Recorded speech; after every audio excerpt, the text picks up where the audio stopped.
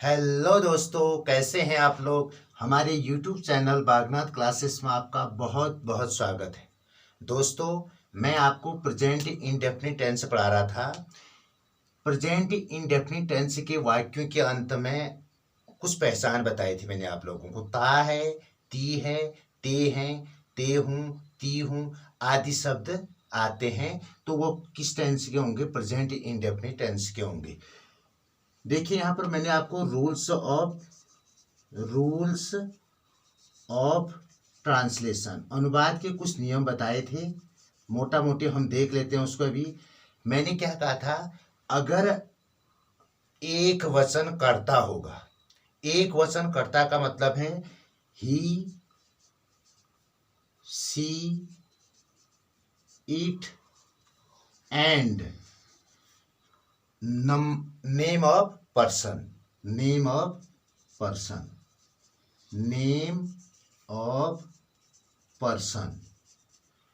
अगर he, she, it तथा और नेम ऑफ पर्सन, ठीक है, एक वचन कर्ता होगा, क्या सिंगुलर नंबर का सब्जेक्ट होगा, तो वहां पर सबसे पहले सब्जेक्ट की अंग्रेजी बनती है।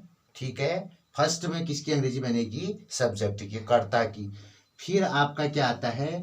First form of verb, first form of verb, verb की पहली फॉर्म आती है। ठीक है, और उसके अंत में जो है एस या ईएस जोड़ा जाता है। वर्ब के फर्स्ट फॉर्म के अंत में एस या ईएस लगाया जाता है और उसके बाद आपका आता है ऑब्जेक्ट। क्या आता है? ऑब्जेक्ट बोले तो हम कह सकते हैं अदर वर्ड्स भी कह सकते हैं। ठीक है, सबसे पहले सब्जेक्ट की अंग्रेजी बनती है, फिर फर्स्ट फॉर्म ऑफ वर्ब के अंत में एस या ईएस लगाया जाता है और फिर ऑब्जेक्ट आता है। किसमें? जब एक वचन, मैं यहां पर लिख देता हूं, सिंगुलर नंबर या सिंगुलर सब्जेक्ट होगा। ठीक है, सिंगुलर नंबर का अगर जब सब्जेक्ट होगा तो ये इसका नियम होगा। अगर प्लूरल नंबर का सब्जेक्ट होगा, प्लूरल नंबर, जैसे आई, आई मीन्स मैं, दे मीन्स वे, यू मीन्स तुम, वी मीन्स हम, एंड प्लूरल नंबर का अगर सब्जेक्ट होगा, ठीक है, प्लूरल नंबर का सब्जेक्ट होगा, ठीक है, कर्ता होगा, तो उसके लिए क्या होता है, थोड़ा बहुत चेंजेज आता है। ठीक है, सब्जेक्ट, सबसे पहले सब्जेक्ट की अंग्रेजी बनाएंगे, बिल्कुल सही। फर्स्ट फॉर्म ऑफ वर्ब, यानी क्या आता है? फर्स्ट फॉर्म ऑफ वर्ब, ये तो ऐसे ही रहेगा।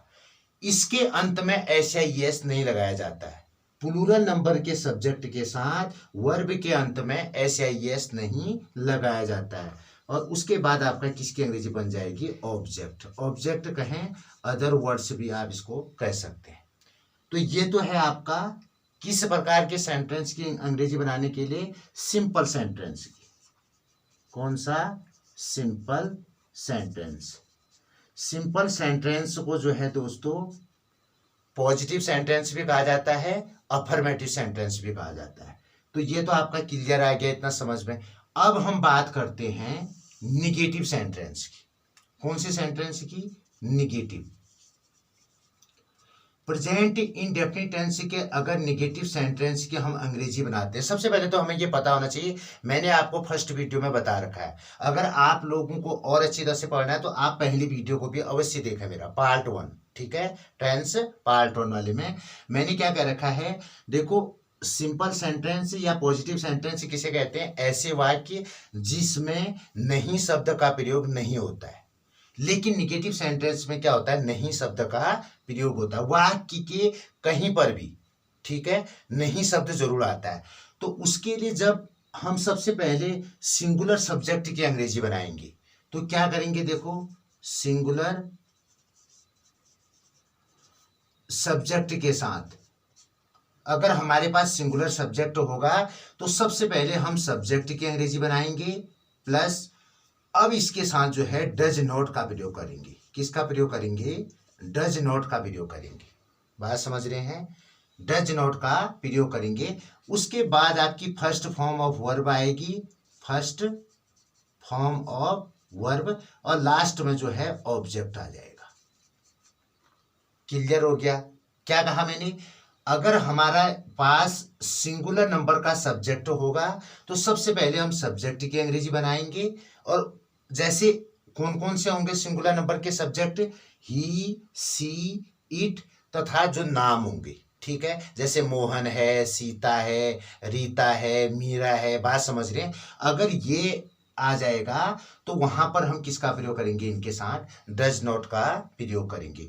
अगर हमारे पास प्लूरल नंबर का सब्जेक्ट होगा, किसका? प्लूरल नंबर का सब्जेक्ट होगा। प्लूरल नंबर का अगर हमारे पास सब्जेक्ट होगा तो सबसे पहले हम सब्जेक्ट की अंग्रेजी बनाते हैं, प्लस यहां पर नहीं के लिए डू नॉट का प्रयोग किया जाता है। किसका प्रयोग किया जाता है? डू नॉट का प्रयोग किया जाता है। और प्लस ऑब्जेक्ट, ठीक, सॉरी, पहले जो है वर्ब की फर्स्ट फॉर्म आएगी और उसके बाद आपके पास क्या आएगा? ऑब्जेक्ट आएगा। ठीक है, यहां पर लिख देते हैं फर्स्ट फॉर्म ऑफ वर्ब और प्लस ऑब्जेक्ट तब आपका आएगा। तो क्लियर हो गया? मैंने क्या कहा? Negative sentence, present indefinite tense में अगर निगेटिव सेंटेंस होंगे तो क्या होगा? सिंगुलर नंबर का अगर सब्जेक्ट होगा तो सबसे पहले सब्जेक्ट की अंग्रेजी बनेगी और नहीं के लिए डज नॉट का प्रयोग किया जाएगा। किसमें? सिंगुलर सब्जेक्ट में। बाकी फर्स्ट फॉर्म ऑफ वर्ब वही आएगा, ऑब्जेक्ट वही है। ठीक है, प्लूरल नंबर का अगर हमारे पास सब्जेक्ट होगा सबसे पहले हम सब्जेक्ट की अंग्रेजी बनाएंगे, लेकिन यहां पर नहीं के लिए हम किसका प्रयोग करेंगे? डू नॉट का प्रयोग करेंगे। सीधे सीधे कहने का मतलब है सिंगुलर नंबर के साथ नहीं के लिए डज नॉट का प्रयोग करेंगे और प्लूरल नंबर के सब्जेक्ट के साथ हम डू नॉट का प्रयोग करेंगे नहीं के लिए। अगर हम इंट्रोगेटिव सेंटेंस की बात करते हैं, देखो अब सीधे मैं इंट्रोगेटिव बता रहा हूं। इंट्रोगेटिव सेंटेंस, अगर हम इंट्रोगेटिव सेंटेंसेस की बात करते हैं दोस्तों, तो इसमें ज्यादा टेंशन कुछ नहीं है। ठीक है, अगर आपके पास, बहुत ध्यानपूर्वक सुनना, सिंगुलर नंबर का सब्जेक्ट है तो डज जो है सब्जेक्ट से पहले आ जाएगा। अगर प्लूरल नंबर का सब्जेक्ट है तो आपका डू पहले आ जाएगा। ठीक है, एक शर्त तो यह है, वो कब आएगा? जब जैसे वाक्य के बीच में न आकर अगर प्रश्नवाचक शब्द वाक्य के फर्स्ट में आ जाए, जैसे क्या मैं खेलता हूं। तो बच्चों देखो, जो मैं है ये प्लूरल नंबर का सब्जेक्ट है। ठीक है, फर्स्ट पर्सन प्लूरल नंबर का है। तो मैं के लिए क्या होता है? आई। मैं की अंग्रेजी क्या होती है? आई। अब आई के साथ किसका प्रयोग करते हैं कहा था मैंने आपसे? डू का प्रयोग करते हैं कहा था। तो आई से पहले आप क्या लगा देंगे? डू आई प्ले, वर्ब की फर्स्ट फॉर्म आती है और अंत में जो है प्रश्नवाचक चिन्ह, यानी जिसको हम इंट्रोगेटिव मार्क्स कहते हैं, उसको अवश्य लगाना चाहिए। तो यही आपका बन जाएगा। अगर इसी के बदले में मैं क्या कह दूं? सीता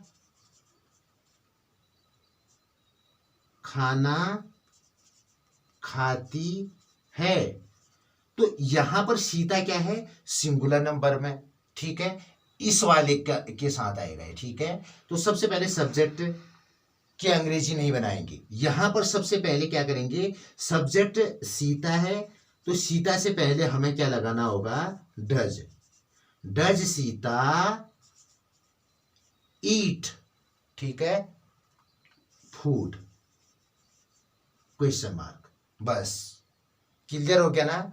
लेकिन कुछ सेंटेंस ऐसे होते हैं बच्चों जहां पर क्या होता है? क्या शब्द वाक्य के बीच में आ जाता है। जैसे मैं क्या खेलता हूं, तो यहां पर जो है सबसे पहले हम डू का प्रयोग नहीं करेंगे। क्यों? क्योंकि वाक्य के बीच में क्या आ गया? क्या शब्द, ये जो है प्रश्नवाचक शब्द हैं। यहां पर क्या की अंग्रेजी क्या होती है? व्हाट। तो आप क्या लिखेंगे? व्हाट की अंग्रेजी सबसे पहले लिखेंगे, व्हाट। अब देखो वर्ड के बाद क्या लगा दोगे आप, क्योंकि मैं के साथ क्या लगता है, डू, तो वर्ड डू आई प्ले, बस। ठीक है। अगर सीता कहाँ जाती है, तो यहां पर क्या होगा, सबसे पहले कहां की अंग्रेजी बनाएंगे आप। कहां की अंग्रेजी क्या होती है, वेयर। ठीक है, वेयर। सीता क्या है, सिंगुलर नंबर, इसमें आएगा सिंगुलर नंबर का सब्जेक्ट, तो वेयर डज आ जाएगा यहां पर, वेयर डज सीता। ठीक है, सीता गो, बस।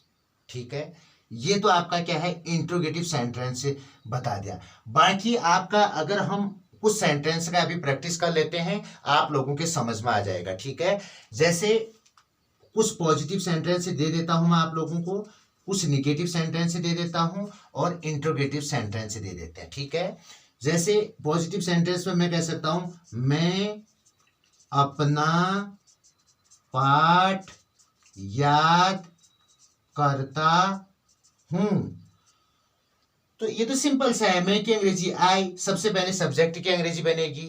याद करना वर्ब की फर्स्ट फॉर्म आती है, तो याद करना को इंग्लिश में क्या कहते हैं, लर्न, तो आई लर्न। और मैं के साथ अपनी की अंग्रेजी क्या होती है, माई। मैंने आपको फर्स्ट वीडियो में बता रखा, आप लोग फर्स्ट वीडियो अवश्य देखें, टेंस का पार्ट फर्स्ट को अवश्य देखें। तो आई लर्न माई लेसन, बस ये बन गया। अगर मैं आपसे कह देता हूं, निकिता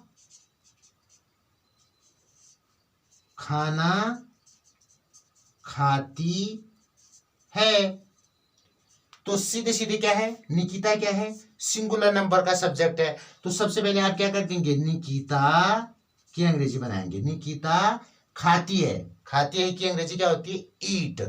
अब ईट के साथ क्या लगेगा, एस, ईट्स हो जाएगा। ठीक है, निकिता ईट्स क्या, फूड। ठीक है, निकिता खाना खाती है। ऐसी अगर हम निगेटिव सेंटेंस की अंग्रेजी बनाते हैं, जैसे मैं अपना पाठ याद करता हूं, ये तो आपका अफर्मेटिव या पॉजिटिव या सिंपल सेंटेंस है।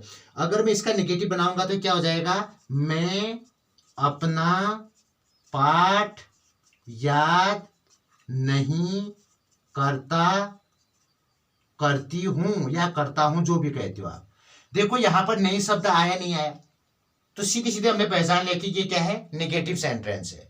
ठीक है, अगर निगेटिव सेंटेंस है तो आई, सब्जेक्ट आई है, आई के साथ किसका प्रयोग होगा, डू नॉट का प्रयोग होगा। आई के साथ किसका प्रयोग होगा, डू नॉट का प्रयोग होगा। बात समझ रहे हैं, इनके साथ किसका प्रयोग होगा, do not. I do not, I do not learn, learn my lesson. देखो कितना आसान है। ठीक है, मैं अपना पाठ याद नहीं करती हूं। ठीक है, मैं जो है उसकी अंग्रेजी चाहे मेल हो फीमेल हो आई होती है, लेकिन अगर यहीं पर ऐसा आ जाता कि वह अपना पाठ याद नहीं करती है, तो वह की अंग्रेजी यहां पर सी आ जाता। ठीक है, मैंने आपको फर्स्ट वीडियो में बता रखा है, सी डज नॉट हो जाता उसके बाद, क्योंकि सी क्या है, सिंगुलर नंबर में है नहीं है, तो यहां पर क्या हो जाता है, सी डज नॉट लर्न। अब सी के साथ किसका प्रयोग होगा, माय का नहीं होगा, हिज, हर होगा। ठीक है, सी के साथ हर का प्रयोग होगा, she does not learn her lesson. अगर वहां पर ही होगा, मेल के लिए होगा, वो अपना पाठ याद नहीं करता है, तो he does not learn his lesson. Male के लिए हिज और फीमेल के लिए हर। अब मैं बात करता हूं, अब आप लोगों के समझ में अच्छी तरह से आ गया होगा। अब इंट्रोगेटिव सेंटेंस मैंने आपको बता ही दिया। ठीक है, इंट्रोगेटिव सेंटेंस ऐसे बनाते हैं बच्चों। अब इसके बाद जो मैं नेक्स्ट वीडियो लाऊंगा दोस्तों, उसमें मैं आप लोगों को पॉजिटिव, निगेटिव और इंट्रोगेटिव तथा एक और होता है दोस्तों इंट्रोगेटिव निगेटिव सेंटेंस, वो जो है प्रश्न भी होगा और वाक्य के बीच में नहीं शब्द भी लगा होगा। तो वहां पर ज्यादा कोई सोचने वाली बात नहीं है। वहां पर सबसे पहले आप क्या करते हैं, डू या डज का प्रयोग करेंगे। अगर क्या शब्द पहले, प्रश्नवाचक शब्द अगर पहले होंगे, उसके बाद सब्जेक्ट और उसके बाद नॉट का प्रयोग कर देते हैं। क्या कहा मैंने? सबसे पहले डू अथवा डज, ठीक है, उसके बाद सब्जेक्ट की अंग्रेजी और उसके बाद क्या होता है? नॉट लगता है और बाकी वही रहता है। फिर वर्ब की फर्स्ट फॉर्म और प्लस ऑब्जेक्ट। बात समझ रहे हैं? अगर सेंटेंस के फर्स्ट में क्या होगा? प्रश्नवाचक शब्द होंगे। अगर वाक्यों के फर्स्ट में प्रश्नवाचक शब्द ना होकर बीच में होंगे, जैसे ये है, जैसे ये है, बीच में है, तो वहां पर क्या होगा? सबसे पहले इन शब्दों की अंग्रेजी बनेगी, जिसको हम कह सकते हैं WH ग्रुप के मेंबर कह सकते हैं। जैसे व्हाट है, हाउ मनी है, व्हाई है। बात समझ रहे हैं? तो इसकी अंग्रेजी सबसे पहले बनेगी, उसके बाद आपका क्या आएगा? ये आएगा, ठीक है, और फिर सब्जेक्ट आएगा, फिर नोट का प्रयोग कर देंगे। बात समझ रहे हो? आपका क्लियर हो जाएगा। तो दोस्तों बाकी आपको इसके बारे में डिटेल जो है अगली वीडियो में बताता हूं। तब तक के लिए धन्यवाद। जो नए दोस्त हमारे चैनल से जुड़े हैं वो सब्सक्राइब करना ना भूलें और बेल आइकन जरूर दबाएं दोस्तों, जिससे आप लोगों को हमारी नई नई वीडियो मिलती रहे और आप लोग जो है अपनी सफलता को प्राप्त करने में सक्षम हो जाए। ठीक है, तो दोस्तों तब तक के लिए धन्यवाद। जय हिंद, जय बागनाथ।